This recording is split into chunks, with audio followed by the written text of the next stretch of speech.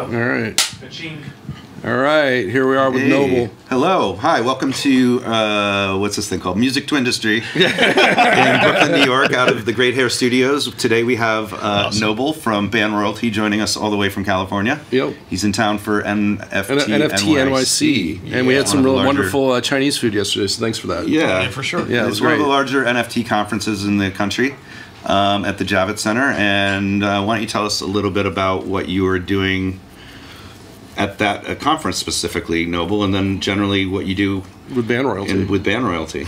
Yeah, I guess they're one and the same thing, right? So I was at the conference, NFT, NYC, just talk about music and musicians and how musicians can make money utilizing NFTs. And for me, as always, it's always the deep dive, right? Is that no one talks about the business of music at these conferences. They talk about, okay, I want to put my music out as an NFT and sell it.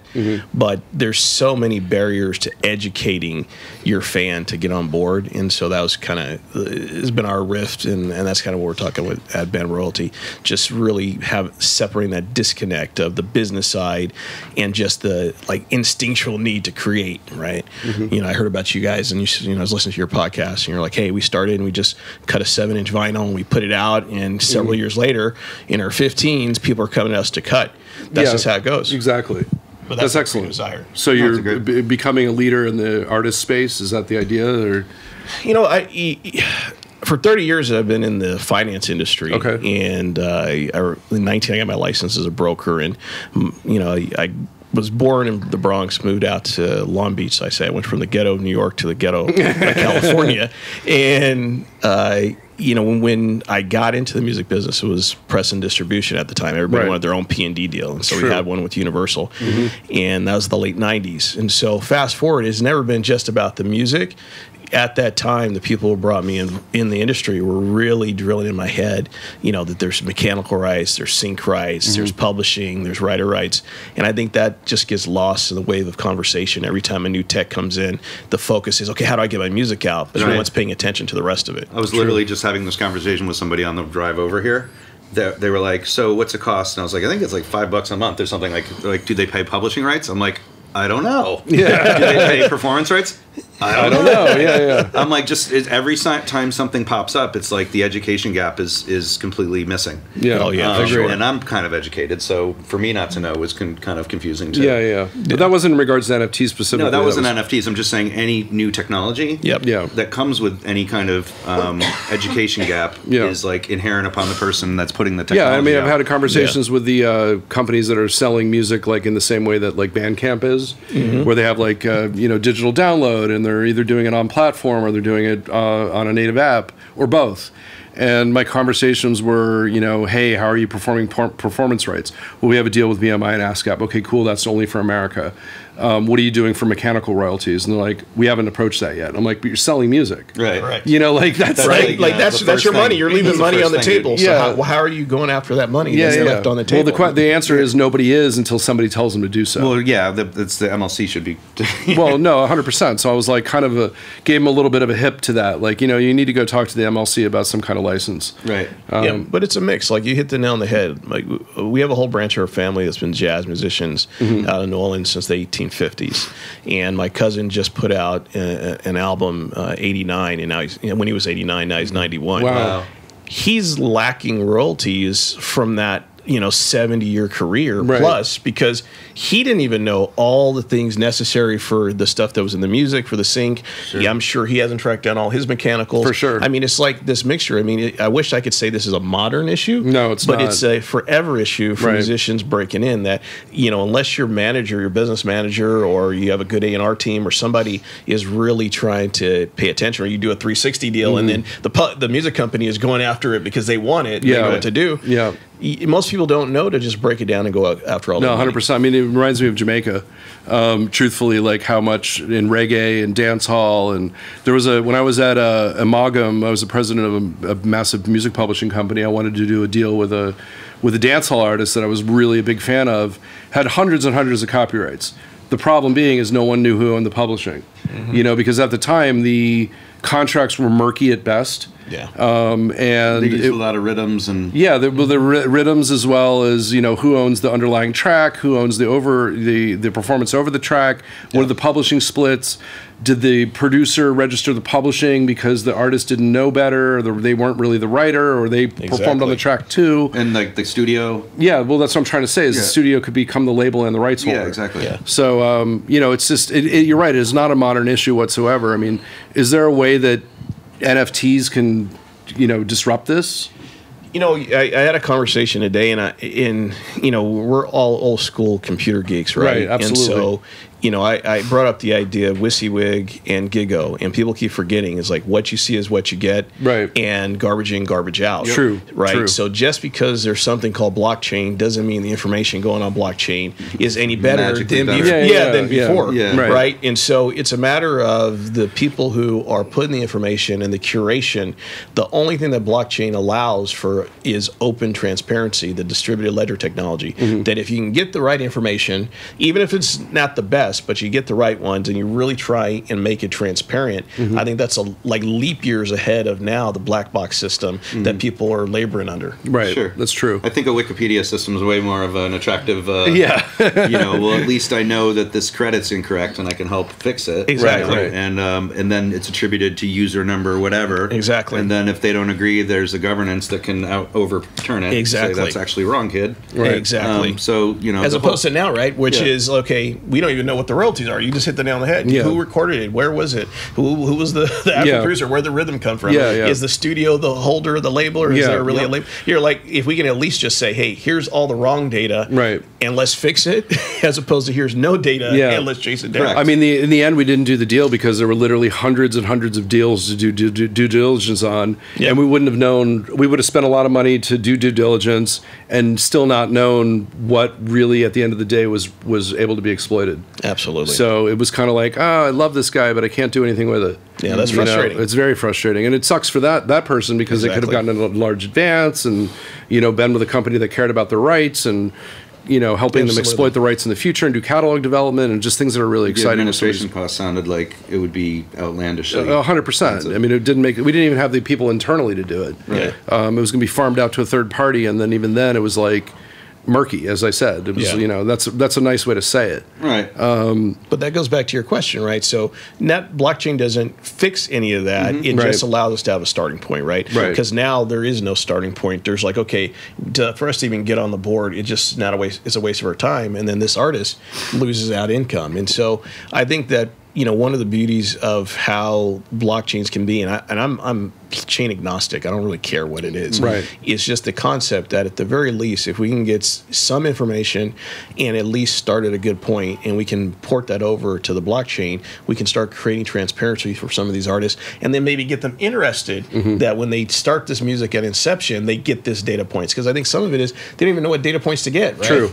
Absolutely. Correct. I mean, that's correct. They don't come out of college or music school with necessarily you should collect all this stuff in the studio before everybody splits. Often the managers don't even know. Exactly. Where you're just like, you've already set my business up to be wonky. There's entire businesses for sound credit. And other companies to come in and do things that are really innovative around collecting who the players are in the room automatically. Yep. Using ISNI numbers. Like, hey, you're Jason Jordan. Here's your ISNI number. You're Noble. Here's your ISNI number. Everybody in this room has your own unique identifier. We all know what we've contributed to that track that's being put on that screen right now because we're using this. And doing splits immediately. Yeah, correct. And then also registering them at the society automatically. Right. Exactly. So integrating with companies like that are actually, going to eventually put it in the ASCAPs and the BMIs of the world, you should be receiving that data. Exactly. Exactly. So we go in and we snatch that ISNI number and we go ahead and take all that information. And because blockchain is transparent, it immediately shows. And then if you're building up your profile with this ISNI number, then all of a sudden, boom, you can go to chain, depending how you set up the chain. You can go to the chain that you create for that artist, and you can have a list of all of the music that they have and all of the co-writes they did in publishing. And I guess that opens up a whole nother conversation that we started at Band Royalty. We said, look, if you decide to go on blockchain, you should be creating your own subset chain just for yourself as an artist. Okay. Right? So you create your own contract and then you attach everything to your contract. That way, when you scan, it's not all stuck on, quote unquote, let's say OpenSea or Rarible or whatever. It allows us to look at your particular chain that you created, based on the contract you created, because that's really the idea, right? You're creating a contract, and it doesn't matter what the chain is, but that gets into nuance, right? But the nuance is, when an artist comes to ban royalty, one of the things we always push is let's create a contract for you, and that contract could be attached to whatever it's an ISI number, whatever series of numbers that we want to do, and then we can start aggregating based on your numbers everything on your own contract, and it becomes instantaneous to find. That's really interesting. That's that in and of itself answers the question. So thank you. Appreciate that. Yeah, I mean, there's some really cool thing. Like, the beauty of it is, blockchain is a massive global supercomputer based on a nodal system that removes or eliminates this need for giant server farms. Right. And there's multiple confirmations from multiple computers to prove that the information is what it says it is. That's the beauty of the decentralization. The reward was, we're going to pay you in Bitcoin for you spending the energy, time, and effort to do this, or Ethereum.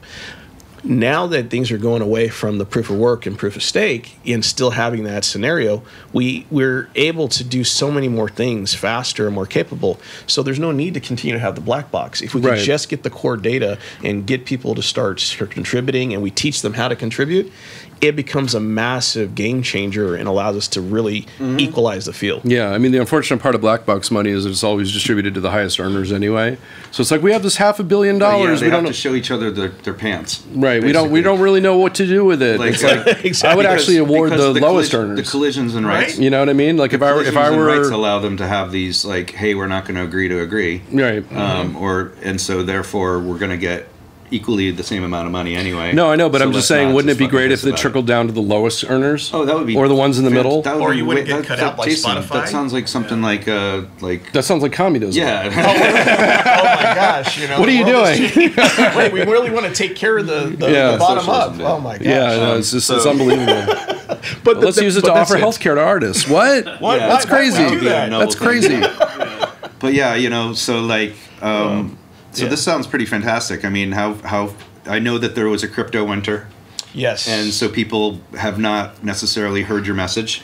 Yeah, I mean, it's one of those mixed bags. We have a rabid community, right? We've got 6,000 people on our Telegram. I want to get on that. We've got 30,000 plus people on our Twitter. And we've got more people literally in the space to come. We're about to engage some really aggressive PR teams.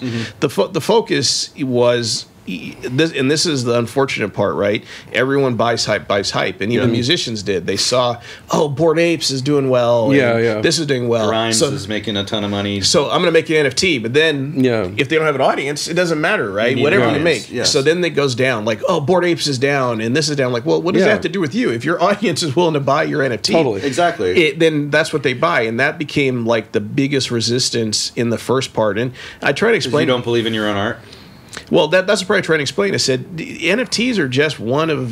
That's not stopping you to do cassettes. It's not stopping you to do vinyl. It's a delivery mechanism. It's a delivery mechanism, and that's the part that people confuse. I'm like, this is just one other piece of the technology. Right. But if we combine it with pulling data, pulling it, showing people how their royalties operate, well, and all of a sudden we've got like an aggressive form of a magical vinyl, because that piece of software, the NFT, can start telling you what your rights are, how much you made here, what territories, who listened to it, and we can do some really cool what they call dynamic oracles, which will pull data into the particular NFT and share that data with you in real time, right? Depending on how we post is power in that regard. That's pretty awesome. Yeah, it is. It is awesome, and that's the thing that the artists really were confusing what was happening on the big scale versus them as an individual and creating their fan base and teaching them what to do. And I think this is kind of headed that way. When you have Bitcoin ETFs and major institutions starting to understand that it's not going away, away. It's only a matter of time for adoption, and that's why we, our goal has always been to team up with people smarter than us to be able to pass the message, push it out, and be on shows like this to really drive that That's narrative. awesome. I remember when people were like, computers, I'm not going to fucking bother. No, we talked about this yesterday too. It was like the major labels being resistant to MP3 deliveries. That's ridiculous. And we're like, oh, it's going to allow for piracy. It's like, well, people already pirate cassettes, CDs, like on a massive level. Remember the old commercial with the kid rolling around with like in his car with like burning CDs, exactly, and shit, and all the stars were like promoting it. They were like, yeah, now you can burn my record. Exactly. And I was like, but that's like contradictory to what the industry wants. No, but I mean, but bear in mind, even with the MP3 delivery, is that it was still fractional. Whereas, like on a pirated CD, you could still get $20 at every transaction, or $10 in Chinatown, or whatever it was. Exactly. If you remember the vendors with just like Biggie Smalls and Tupac and just all of these different CDs available, and Big Pun or whatever it was was just like every hip hop record the day it came out, right, with the Xerox cover and whatever. So like I don't know, but they were resistant to it. They didn't stop. Well, this is the thing: is they were resistant to it because they didn't know how to monetize it. Boom. It took Steve Jobs and Apple Music to basically say it's $1.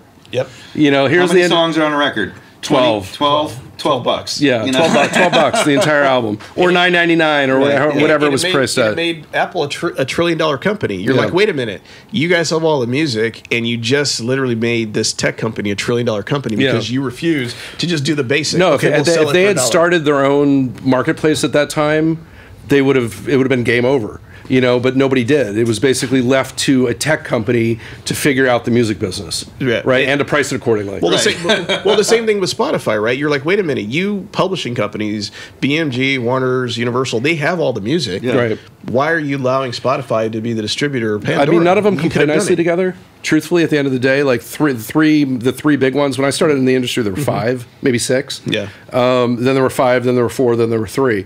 And the 3 of them could have came together, created a Switzerland of marketplaces, and but they just all got pieces of Spotify. Yeah, instead they got awarded with stock. Yeah. And remember in the early days, like some of the early adopters, like Alanis Morissette and so on, got awarded crazy Spotify stock, and they made millions off of being like the ones to wave the flag. Right. Yep. Which is it's nuts to me. So this is now the standard, and we've like adopted this streaming model.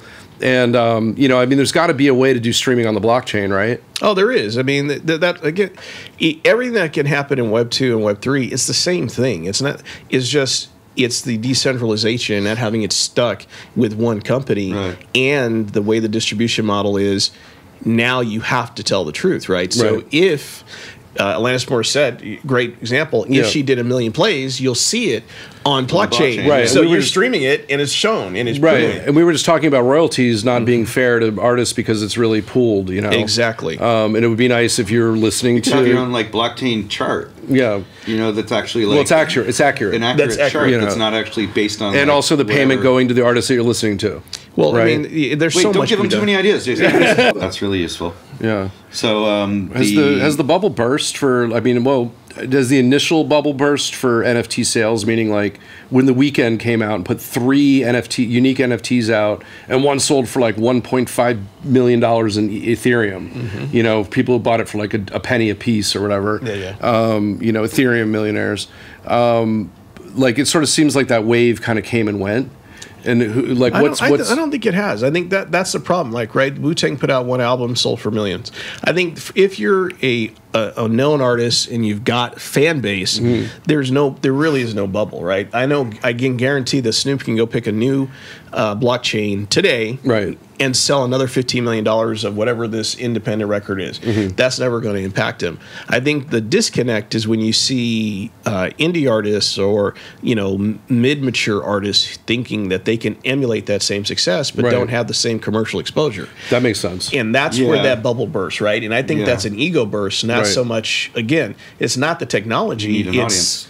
It's the idea that this technology is a facilitator for your current audience, not the expectation of now you're going to get this magical new audience you never heard from. Right, that's actually a really good point. Yeah, you're not going to sell more CDs out of your boot. No. Or whatever. No, that's really true. I didn't really think about it that way. Yeah, so I don't think there's a bubble component. I just think that we have to. It's the same thing. People are so happy to talk about being a musician, but they don't want to make good music. There's people who are so happy to talk about being writers, but they don't want to write that novel that they've been trying for 15 years.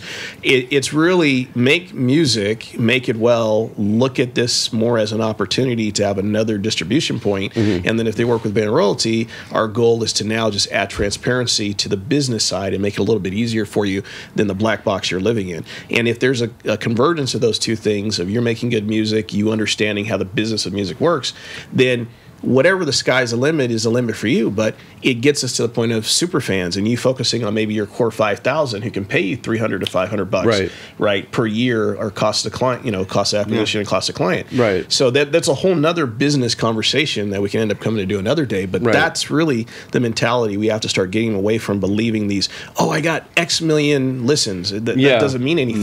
How many true fans can you reach? That's true. That's what we've been always slamming away at, is like, well, how can you actually sell to those true fans? Exactly. And what can you sell them that's not a stream?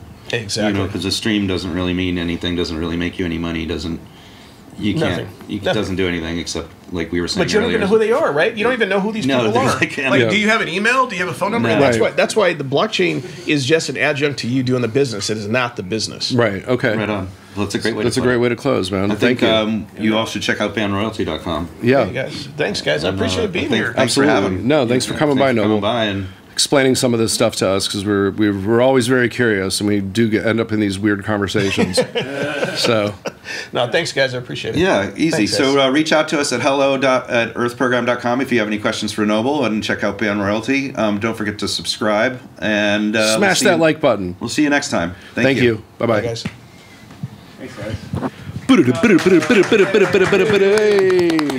All right. Thank you, guys. Yeah, that was good.